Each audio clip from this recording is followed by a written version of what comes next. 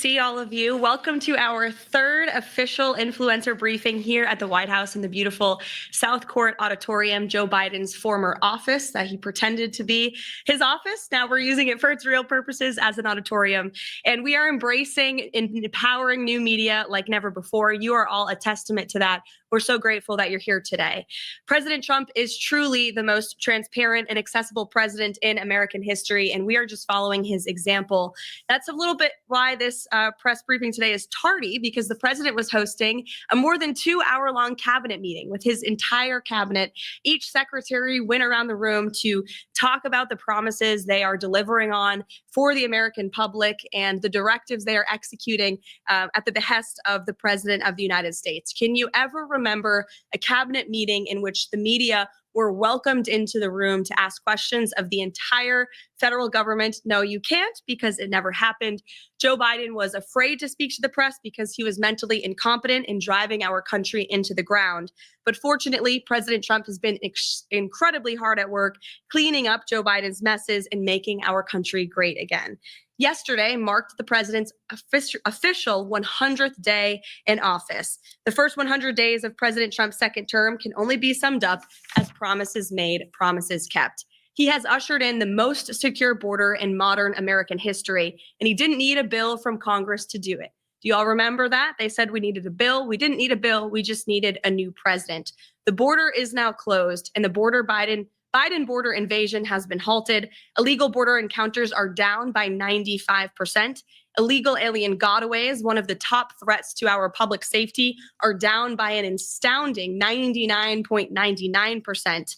And Fox News' Bill Melugin, who did exceptional reporting covering the Biden border crisis, was recently quoted saying, "If Fox were to send me down there right now, I would have trouble finding a single migrant on camera." That is the Trump effect. President Trump took on the cartels and designated Tren de Aragua, MS-13, and other vicious gangs and cartels as foreign terrorist organizations. Under President Trump, it is the policy of the United States to ensure the total elimination of these brutal organizations' presence in our country. And we are also beginning stages of carrying out the largest mass deportation in American history. We have already arrested more than 150,000 illegal aliens, and you can expect those numbers to ratchet up in the months ahead. On the economy, President Trump is rebuilding the greatest economy in the world once again. Since day one, he has focused on defeating inflation, bringing down the cost of living, and making the United States the best place in the world to do business, invest, create jobs, and innovate. The president later this afternoon in the East Room of the White House will be joined by CEOs from around the world who have committed trillions of dollars in investments right here in the United States of America. I don't think the president is getting enough credit for the massive deregulation campaign that he has launched across the entire federal bureaucracy. He himself has signed a number of executive orders to unleash rapid deregulation and reduce the cost of living for families and for small businesses, and we are seeing a big impact of this already. His deregulatory actions thus far will save nearly $11,000 per family of four over the next several years. And building on this success, the president has encouraged the rapid onshoring of jobs to restore America as our world's manufacturing superpower. He is effectively utilizing tariffs to bring the entire world to the negotiating table, offering more favorable terms for our country. When all is said and done, America will finally have fair and reciprocal trade, and our country will finally stop being ripped off. So far, as I mentioned, total investments under this administration are more than $5 trillion. The president has already created 345,000 jobs since taking office in January. 9,000 manufacturing jobs were created compared to the 6,000 manufacturing jobs lost per month in the final 2 years of the Biden administration. The labor force participation rate for those without a high school diploma is up. Inflation has dropped. And the price of prescription drugs last month was the largest drop ever recorded. In little more than 3 months, President Trump has America headed in the right direction. The good news is we are just getting started. We are very busy every single day here at the White House, literally working around the clock 7 days a week to restore the golden age of America. Hundreds of promises have been made and kept. There is certainly more work to do. The best is yet to come. But we are very proud of the efforts the president has made to continue the non-traditional media approach that he so beautifully executed on the campaign trail, which led him back to this office, talking to podcasters, social media content creators, and influencers like yourself. And again, we're so proud to welcome you to the White House here today so you can ask questions for the whole world to hear. So, Jack, great to see you. And why don't you kick us off? Karoline, thanks so much for having us in today. And I appreciate the administration making yourself available and making it available to us and all of our followers. And I understand that you're going to be continuing these. And I think it's fantastic that really have everybody come in and be able to do this. One of the things that's been troubling me and has actually even affected me over the last 24 hours is the rise of violence that we've seen from elements of the far left, starting with things like Luigi Maggioni, these support for these unhuman organizations like MS-13, Tren de Aragua, and even, of course, the assassination attempts on President Trump, Thomas Matthew Crooks, and Ryan Routh, as well as numerous incidents against anyone who owns a Tesla, apparently. You don't really see the Democrats opposing these things. You see them in many cases either co-signing it or giving a wink and nod to it at the same time that they will be demanding that we follow due process for anyone who actually is a hardened criminal or some of the worst of the worst. What is the administration doing, DOJ-wise or FBI-wise, to combat this rise in violence that we're seeing?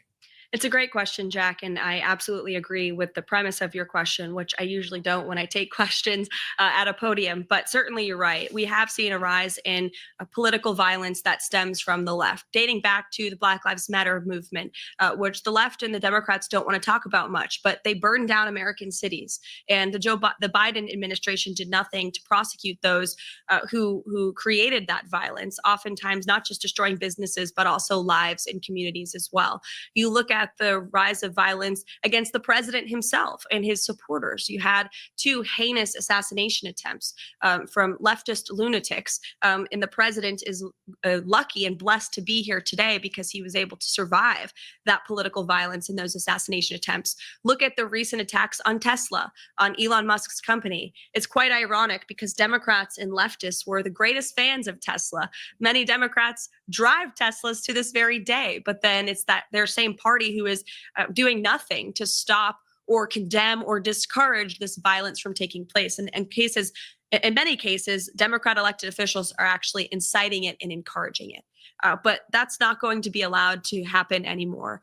The Attorney General was just in the cabinet room with the president and made it very clear to anyone who is inciting violence or participating in violence, you will be prosecuted to the fullest extent of the law.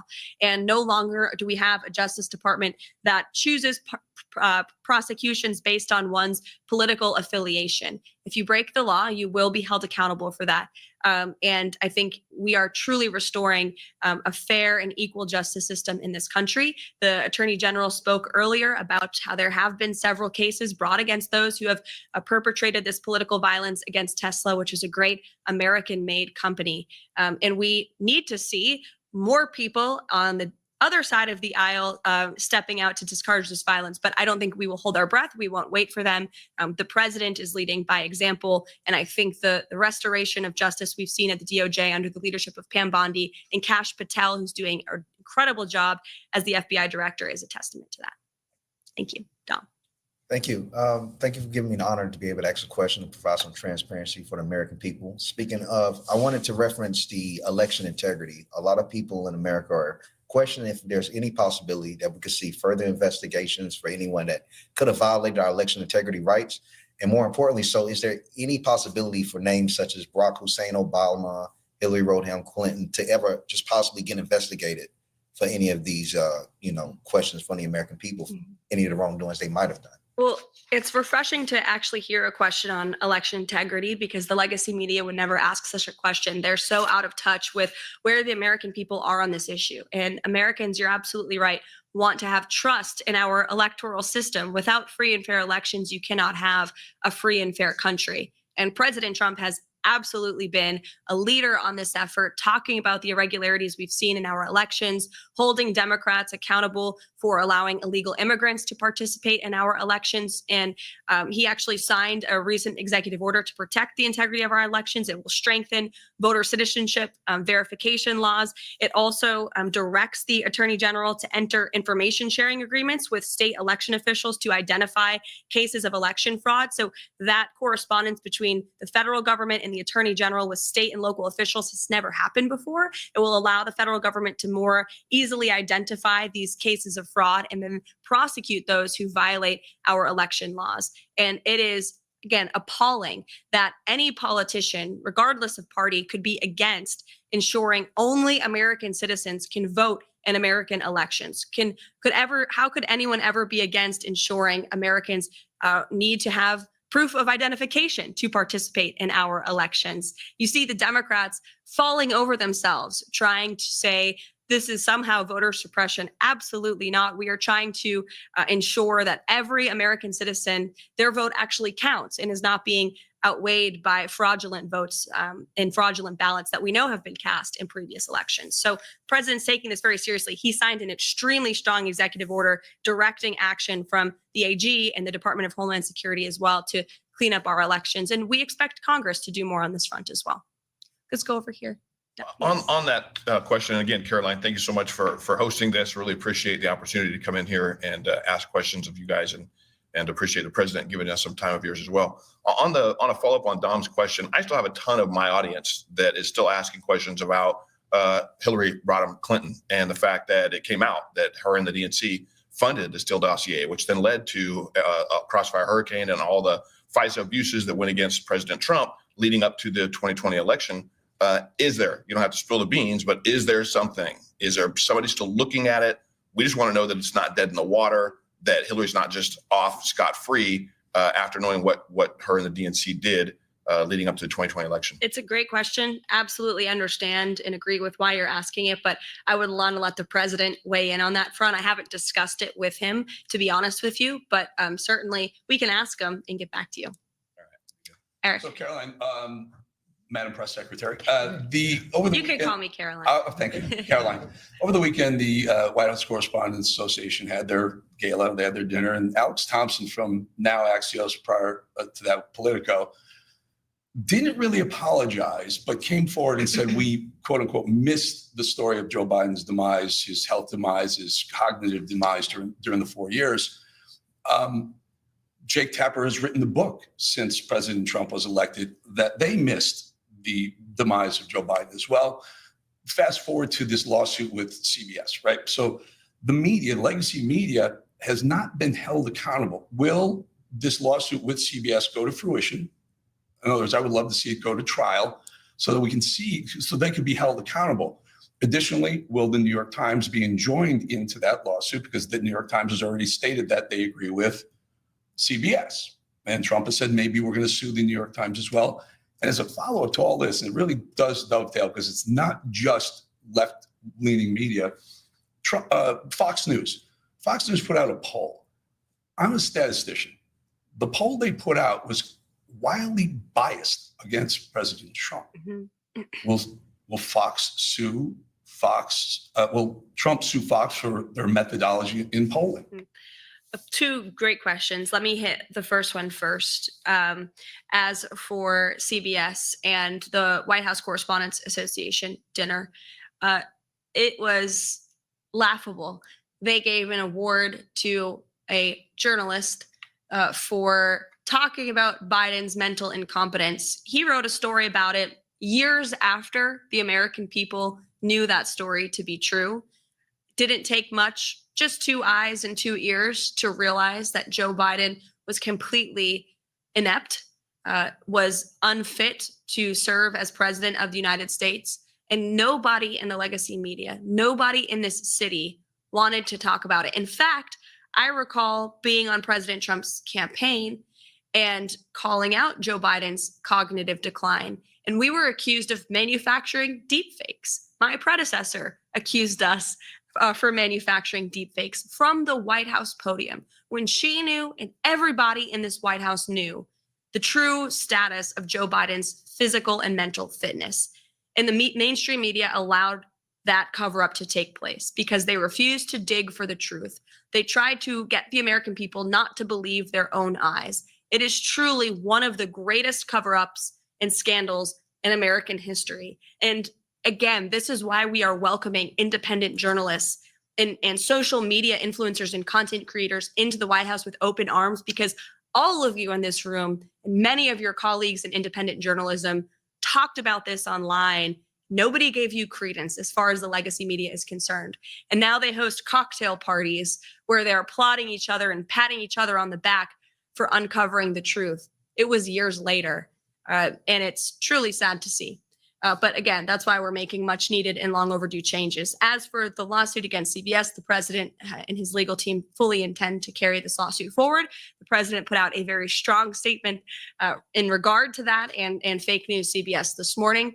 And then as for the Fox News poll, president's right. These are fake polls. They overpoll Democrats. They underpoll President Trump's supporters. It's always been the case for media polls. They consistently underestimate President Trump's support amongst the public. That's why we don't really blink when we see them, to be honest with you. We're staying focused on the mission and moving forward. The president knows everything he's doing is exactly what he promised the American public he would do. And if you look at the key issues in the polling, the president is still ahead because Americans know he is delivering on them, on those issues for them. And if you look at the methodology, you're right. They're overpolling Democrats, underpolling Republicans. It's a clear-cut case of fake polling, no doubt.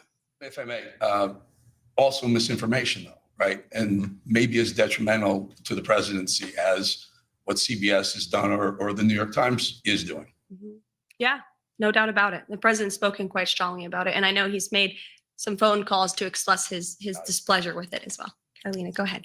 Thank you so much for having me here, especially as a legal immigrant, because the overwhelming fake news that Hispanics don't support President Trump, but we do. And we're very excited to have mass deportations because it affects our communities.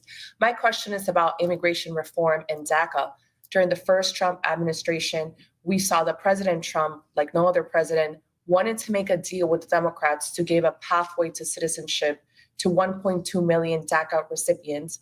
I don't know. I haven't really heard anything coming out. Is there going to be is there any policy surrounding that situation? And is there going to be immigration reform? Mm-hmm. Well, first of all, thanks for sharing your story. And the president overwhelmingly won the vote of Hispanic Americans in the previous election and swept counties on the border of Texas that are predominantly Hispanic counties because, to your very point, Hispanic Americans and legal immigrants to this country from all countries are so sick and tired of seeing, we're so sick and tired of seeing the mass invasion of illegal immigrants that was allowed to occur under the previous administration. And it was an issue the president ran on and he delivered on. These mass deportations are underway, and it is currently the position of this administration. We are focused on removing as many illegal alien criminals from our communities as possible. And not only are we doing that for law-abiding American citizens, but also legal immigrants, as you said, who are citizens now and came here the right way, waited their turn, paid their dues. It's a slap in the face to them. And so there's a lot of reforms that need to be made to our legal immigration system. The president has talked about that, but our initial focus right now and our priority is cleaning up the mess that the previous administration left us. And there's more work to do, but a lot of progress has been made thus far. CJ. Yeah, also, thank you so much, Karoline, for having us here. Also on the topic of immigration, not only do I think, the legal immigrant community welcomes what the president's doing, but also the Black community. So I would love to get your reaction to recent comments made by Simone Sanders, who said that people of color would be next in line for deportation under this president. Now, that was a revelation to me and probably many others in the Black community. Being a lifelong American, I'm not really sure where Tom Homan would send me other than my childhood home in Augusta, Georgia. But why do you think this fear-mongering is being directed at the Black community over the issue of immigration? And do you think it's offensive to conflate illegal aliens who are rapists, traffickers, and sexual abusers with law-abiding citizens in the Black community. It's absolutely insane. And it is racist what she is saying. The president intends on deporting illegal alien criminals who broke our nation's laws and are not only impacting communities across the country, but in particular, communities of color in our inner cities. You remember the story out of New York City where young minority children were kicked out of their public school to make room for illegal immigrants to sleep on the floor of their cafeteria. That is putting America last. Doesn't matter your race, your religion, or creed. If you are a law-abiding American citizen, President Trump is going to put you first. Shame on Simone Sanders for saying that. She knows better, but she's trying to fear people into disliking this president with lies. But I think the American public are much smarter than she believes that they are, and that's why they reelected President Trump. Oh, go ahead. Hi, Caroline. So, as the youngest press secretary in history, who is a wife and a mom, you've become widely popular with America First Patriots. As an 18-year-old, I can say you're definitely an inspiration to Gen Z.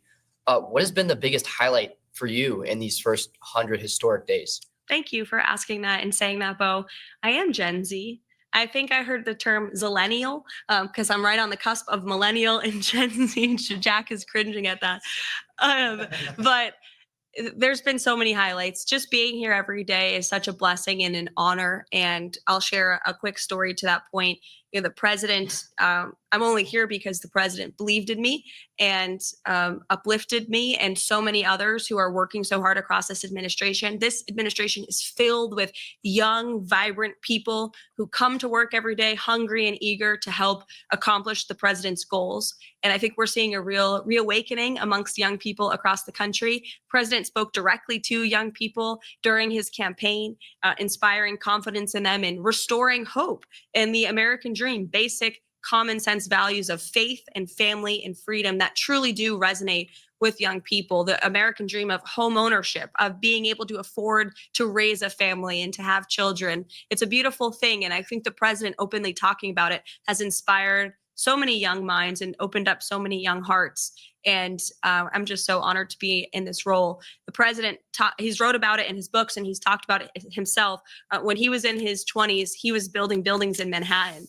So certainly he believes in the strength and the ability of young Americans across the country, like yourself here at the White House at just 18 years old. Thanks for being here. Into the back row. Thank you so much for having us here, Caroline. It underscores President Trump's transparency. Shifting focus a little bit to what's happening on our universities, President Trump has finally put American students over violent foreign nationals. And right now we're seeing the media whitewash the violence perpetrated on our college campuses. We see many universities trying to bypass President Trump's executive order. And my question is, how exactly does President Trump will make sure that these universities are being properly held accountable and violent foreign nationals who are taking over campus buildings are sent back home? Yeah, well, to Jack's earlier question about political violence, this is another form of political violence we've seen stem from the left with the pro-Hamas movement that took place on college campuses and universities. In fact, I recall being in a Manhattan courtroom during the Alvin Bragg case against President Trump in the midst of the campaign. And we were in that courthouse watching the television as these violent riots unfolded on the campus of Columbia University. And I remember the president watching the television saying, when we are back, we are going to fix this. This is ridiculous, and immediately directed his campaign staff at the time to insert it into the speeches and to make sure the American public knew he was not going to tolerate violence on our nation's college campuses and the illegal harassment against Jewish American students. He has taken incredibly strong position on this already. He has brought many of these colleges and universities to their knees by threatening their federal funding and in a few cases cutting federal funds. If you violate federal law, you will not receive federal funds under this administration. It's very simple. If you allow the illegal harassment and violence against students of any race or religion on your campus, you will not receive federal funding. You are violating Title VI, which is federal law. The president's made that very clear. And you've seen many of these colleges come to the table and admit their wrongdoing and apologize for it because they know they were wrong. Unfortunately, we didn't have a president at the time who was holding them accountable, who was completely silent as students were being targeted. As for the visas, same is true. The president and the Secretary of State, Marco Rubio, who's doing a tremendous job, have taken incredibly strong action on this as well. And Marco Rubio, as our Secretary of State, reserves the right to rescind visas from foreign nationals who have the privilege of studying on our nation's colleges and universities. And if you engage in illegal behavior, if you're engaging in activity that's contrary to our nation's foreign policy interests, then you will no longer have the privilege of coming and studying here. We're going to put American citizens and American students first, and only the best and brightest should be allowed to come to our country and study at our nation's colleges and universities. So again, such a pleasure to see all of you here today. Thank you so much for coming to the White House. We hope you enjoy the rest of this beautiful day at 1600 Pennsylvania Avenue, and thanks for all that you do. Take care. Thank you. Thank you. Thank you.